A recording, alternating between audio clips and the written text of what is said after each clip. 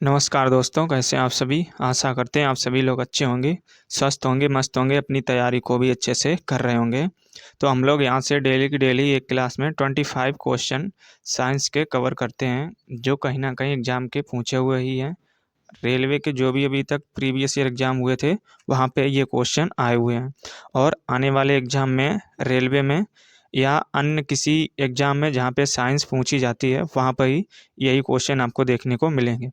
तो आइए video start करते हैं। वीडियो अच्छा लगे तो लाइक कर देना और चैनल को भी सब्सक्राइब जरूर कर लेना।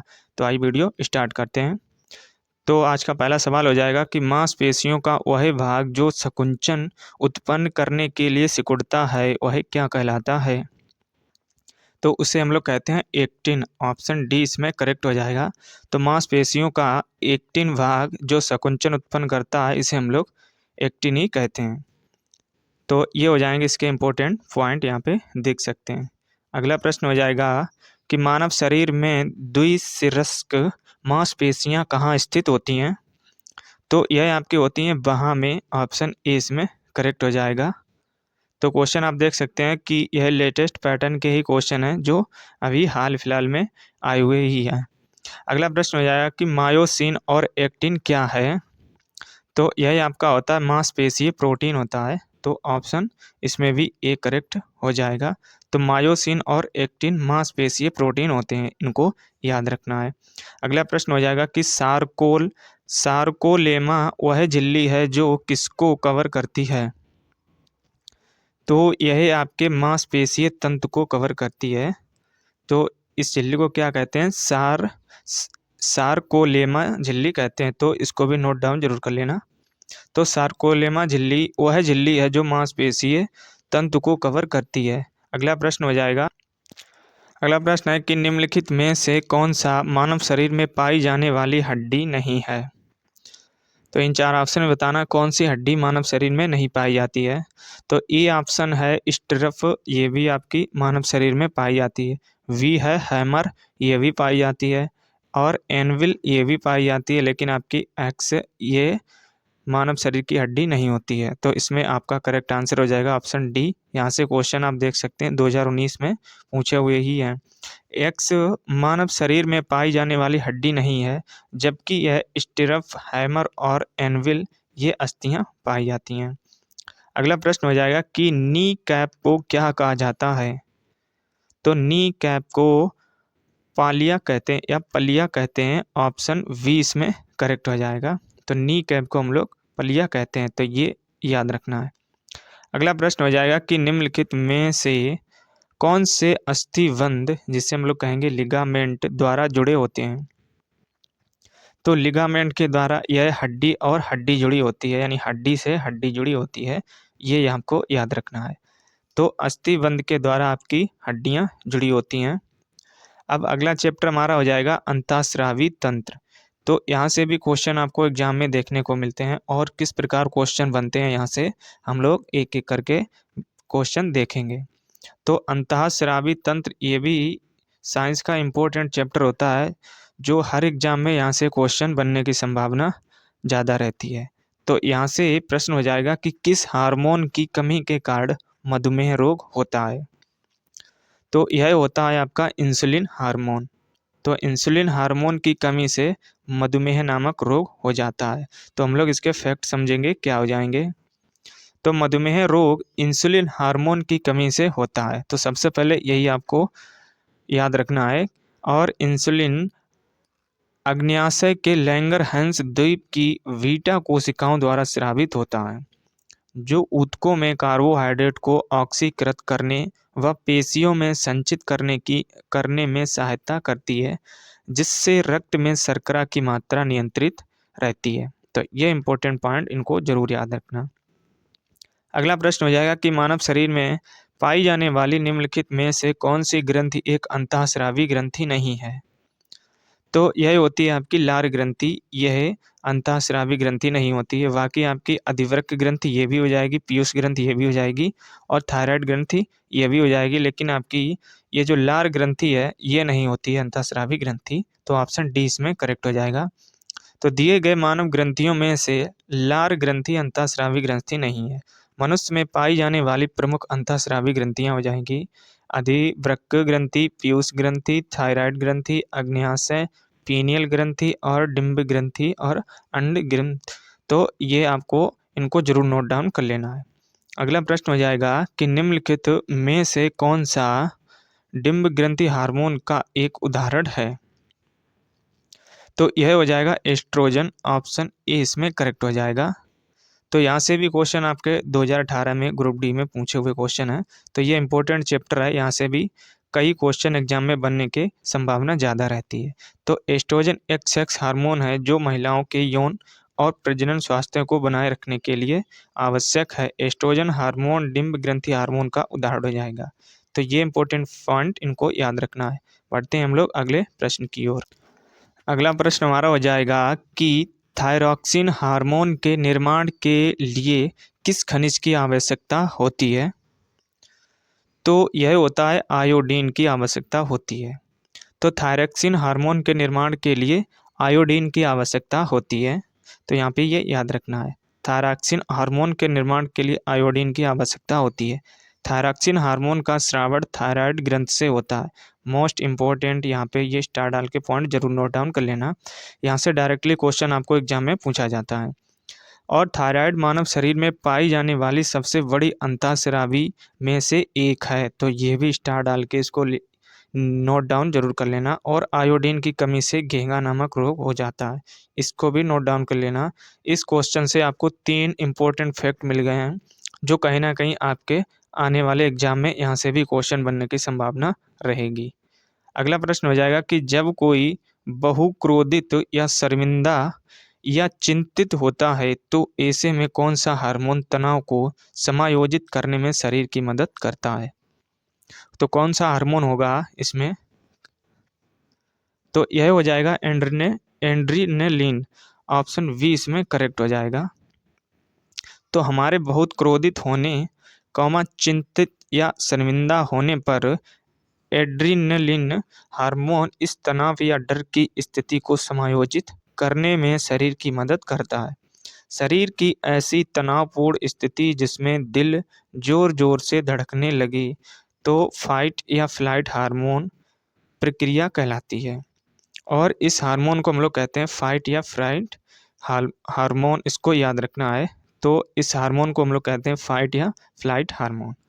एड्रेनल हार्मोन हमारे शरीर में किडनी के ऊपरी हिस्से में मौजूद होता है, इसको भी स्टार डाल के लिख लेना, ये पॉइंट इंपॉर्टेंट है। अगला प्रश्न हो जाएगा कि निम्नलिखित में से किसे भूख हार्मोन कहा जाता है, क्योंकि यह भूख को उत्तेजित करता है और भोजन का सेवन बढ़ाता है और वसा के भंडारण में वृद्धि करता है। तो कौन सा हार्मोन हो जाएगा। तो यह हो जाएगा आपका ग्रेलिन हार्मोन, ऑप्शन डी इसमें करेक्ट हो जाएगा। तो क्वेश्चन आप देख सकते हैं एग्जाम एनटीपीसी जो मेंस का एग्जाम हुआ था 2022 में, वहाँ पे इस प्रकार क्वेश्चन पूछा गया था।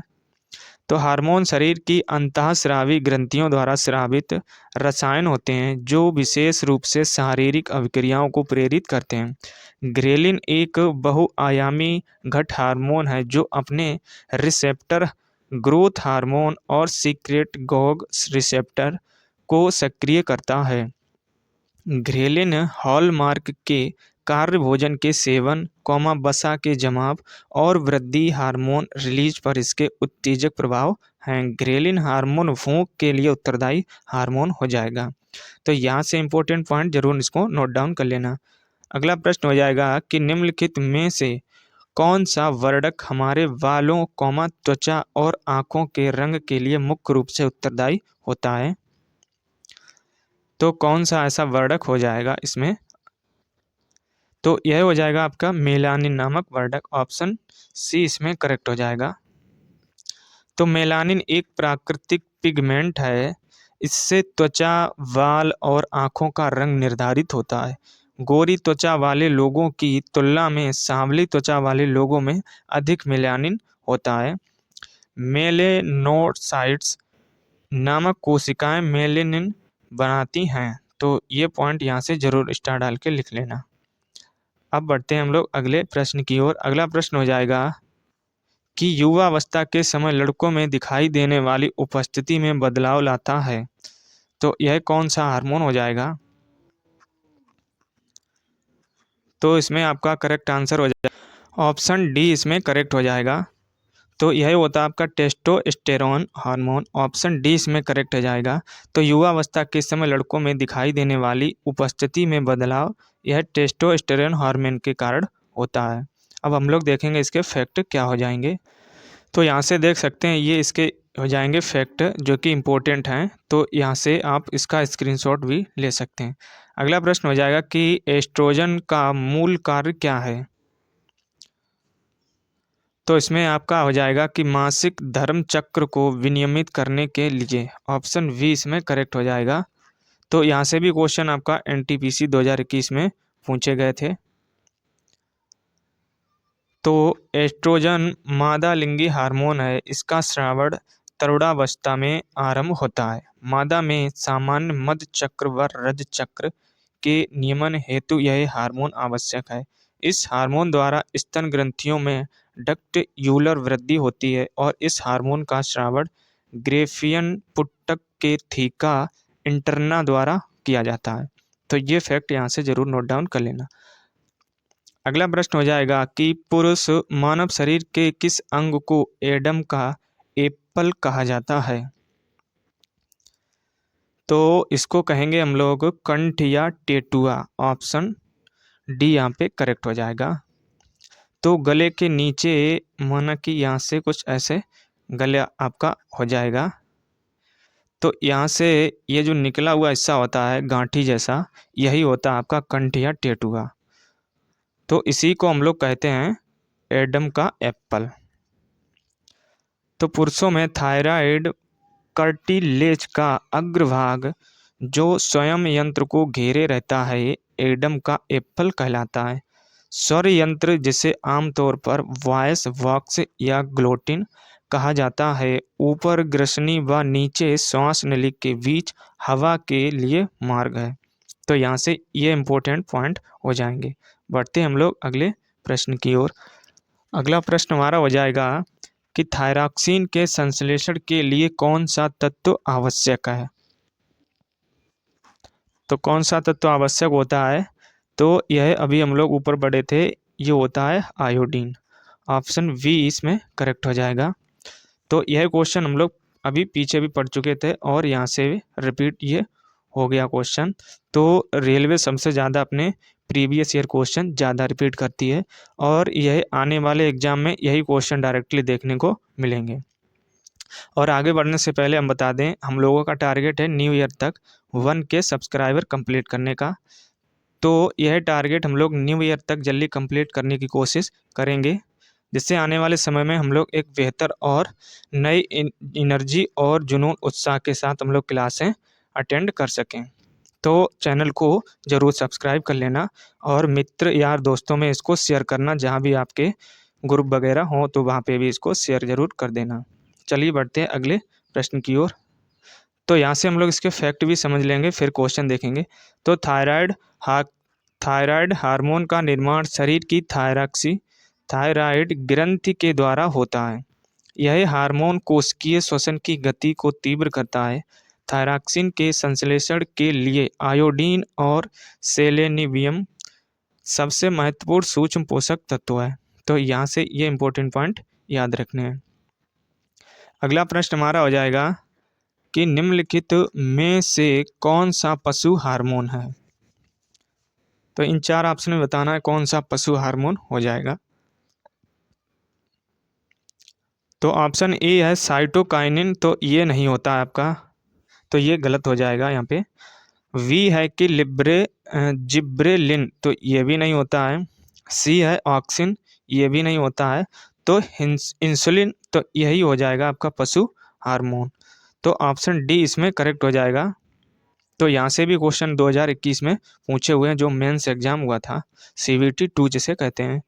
तो इंसुलिन अग्न्याशय के एक भाग लैंगरहैंस की द्वीपिका की वीटा कोशिका स्रावित होने वाला एक जंतु हार्मोन है। रासायनिक संरचना की दृष्टि से यह एक पेप्टाइड हार्मोन है। यह मानव शरीर में ग्लूकोज के उपापचय को नियंत्रित करता है, जबकि अन्य सभी साइटोकाइनिन, लिबरेलिन और ऑक्सिन पादप हार्मोन हो जाएंगे। तो यहाँ से ये 3 पादप हार्मोन हो जाएंगे, इनको जरूर नोट डाउन कर लेना। डी ऑप्शन के बजाय ये वी, ए और सी यही आपके होते हैं पादप हार्मोन, और इंसुलिन यह आपका हो जाएगा पशु हार्मोन। तो इन 3 ऑप्शनों को इनको भी जरूर पादप हार्मोन स्टार डाल के यहाँ से नोट डाउन कर लेना। अगला प्रश्न हो जाएगा कि किस हार्मोन के श्रावण के कारण हृदय की धड़कन एवं श्वसन दर में एक साथ वृद्धि होती है। तो कौन सा हार्मोन हो जाएगा यहाँ पे? तो इसमें आपका करेक्ट आंसर हो जाएगा ऑप्शन ए, एड्रेनालाइन। तो यही हार्मोन है जिसके स्रावण के कारण हृदय की धड़कन एवं श्वसन दर में एक साथ वृद्धि होती है। अब हम लोग देखेंगे इसके फैक्ट क्या हो जाएंगे। तो एड्रेनालाइन एक प्रकार का हार्मोन है जिसे हम लोग लड़ो और उड़ो हार्मोन भी कहा जाता है। इसके स्राव के कारण हृदय की धड़कन एवं श्वसन दर में एक साथ वृद्धि होती है। तो इन पॉइंटों को आपको याद रखना है। बढ़ते हैं हम लोग अगले प्रश्न की ओर। अगला प्रश्न हमारा हो जाएगा कि निम्नलिखित में से कौन सा प्रमुख हार्मोन हो जाएगा यहाँ पे। तो ऑप्शन सी इसमें करेक्ट हो जाएगा यहाँ पे। तो यहाँ से भी क्वेश्चन आपके 2021 में पूछे हुए क्वेश्चन है जो मेंस एग्जाम हुआ था CBT 2 का। तो यहाँ पे ये इंपॉर्टेंट हार्मोन हो जाएंगे जिनको आप स्क्रीनशॉट लेके इनको नोट डाउन कर सकते हैं। अगला प्रश्न हो जाएगा कि मानव वृद्धि हार्मोन किस ग्रंथि द्वारा स्रावित होता है। तो यह आपकी पिट्यूटरी ग्रंथि के अग्रभाग के द्वारा स्रावित होता है। ऑप्शन बी इसमें करेक्ट हो जाएगा। तो यहाँ पे पिट्यूटरी ग्रंथि के अग्रभाग से आपका मानव वृद्धि हार्मोन यह स्रावित होता है। तो पीयूष ग्रंथि को ही हम लोग पिट्यूटरी ग्रंथि कहते हैं। एक अंतःस्रावी ग्रंथि है जो पिट्यूटरिन हार्मोन स्रावित करता है। यह ग्रंथि एड्रिनोहाइपोफाइसिस और न्यूरोहाइपोफाइसिस नामक 2 भागों में विभाजित होती है। एडिनोहाइपोफाइसिस एवं पार्स डिस्टेलिस पार्स और इंटरमीडिया का बना होता है। पार्स डिस्टेलिस को ही हम लोग अग्र पीयूष ग्रंथि कहते हैं, जिससे वृद्धि हार्मोन या सेमेटोट्रोपिन प्रोलैक्टिक जैसे हार्मोनों का स्रावण होता है। तो यहाँ से कुछ कठिन वर्ड है, इनको जरूर नोट डाउन कर लेना। अगला प्रश्न हो जाएगा कि कौन सा हार्मोन शरीर के रक्त शर्करा के स्तर को नियंत्रित करता है। तो इसमें करेक्ट आंसर हो जाएगा इंसुलिन हार्मोन। तो इंसुलिन हार्मोन की वजह से ही शरीर में रक्त शर्करा के हृदय को नियंत्रित किया जाता है। तो यह क्वेश्चन आपके 2021 में पूछा गया था। तो यहाँ से इम्पोर्टेंट पॉइंट हो जाएंगे कि इंसुलिन, ये इसका फार्मूला देख सकते हैं, यही हो जाएगा, इसको नोट डाउन जरूर कर लेना। अग्न्याशय के अंतःस्रावी भाग लैंगरहैंस की द्वीपिकाओं की वीटा कोशिकाओं से स्रावित होने वाला एक जंतु हार्मोन है जो शरीर में रक्त शर्करा स्तर को नियंत्रित करता है। यदि अग्न्याशय से पर्याप्त मात्रा में इंसुलिन का स्राव नहीं होता है तो रक्त में शर्करा की मात्रा बढ़ जाती है, जिससे हम लोग मधुमेह की संज्ञा दी जाती है। तो ये इंपॉर्टेंट पॉइंट है, इनको जरूर नोट डाउन कर लेना। अगला प्रश्न हो जाएगा कि मानव शरीर में इंसुलिन का क्या कार्य होता है। तो ये ऑप्शन है कि यह नियंत्रित करता है कि शरीर ग्लूकोज और वसा का उपयोग और भंडारण कैसे करता है। तो यही इसका करेक्ट आंसर भी हो जाएगा। तो ऑप्शन ए यहाँ पे मिल गया है, तो यही करेक्ट आंसर हो जाएगा। अगला प्रश्न हो जाएगा कि इनमें से कौन सी अंतःस्रावी ग्रंथि नहीं है। तो इन 4 ऑप्शन में आपको बताना है कौन सी ग्रंथि अंतःस्रावी ग्रंथि नहीं है। तो इन 4 ऑप्शन में है कि ए ऑप्शन है कि पीनियल ग्रंथि क्या अंतःस्रावी ग्रंथि होती है।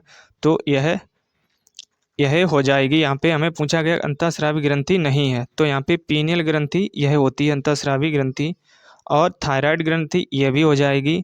सी ऑप्शन है कि अधिवृक्क ग्रंथि यह भी आपकी अंतःस्रावी ग्रंथि होती है, लेकिन आपकी लार ग्रंथि यही आपकी अंतःस्रावी ग्रंथि नहीं होती है। तो हमें पूछा गया अंतःस्रावी ग्रंथि नहीं है, तो लार ग्रंथि होती है, यह अंतःस्रावी ग्रंथि नहीं होती है।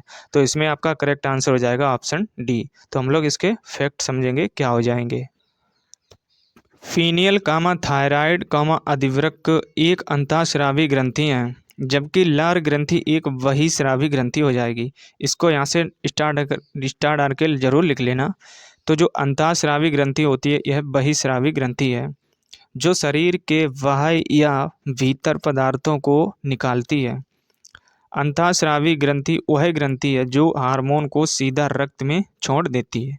तो ये स्टार डाल के इसको यहाँ से नोट डाउन जरूर कर लेना। अंतःस्रावी ग्रंथियाँ आपकी ये हो जाएंगी पीनियल ग्रंथि, पीयूष ग्रंथि, अवटु ग्रंथि, थाइमस ग्रंथि, अधिवृक्क ग्रंथि और अग्न्याशय। तो यह आपकी हो जाएंगी अंतःस्रावी ग्रंथियाँ। तो यहाँ से आज के कंप्लीट होते हैं 25 क्वेश्चन, जो मोस्ट इंपॉर्टेंट क्वेश्चन थे, और इनसे बनने वाले फैक्ट भी हम लोगों ने कवर किए थे, जो कहीं ना कहीं आने वाले समय में यहाँ से भी क्वेश्चन बनने की संभावना रहेगी। तो हम लोग एक एक फैक्ट और क्वेश्चन को डिस्कस करके चलते हैं, क्योंकि फैक्ट से भी एग्जाम में क्वेश्चन बनते हैं। तो यहाँ से 25 क्वेश्चन आज के कंप्लीट होते हैं। तो हमारा टारगेट है जो 1K का, इसको आपको नहीं भूलना है। तो चैनल को ज़रूर सब्सक्राइब कर लेना, जिससे कि हम लोग न्यू ईयर तक 1K फैमिली, एक परिवार जो है उसको बना सकें। तो चलिए मिलते हैं हम लोग एक नए वीडियो में। जय हिंद।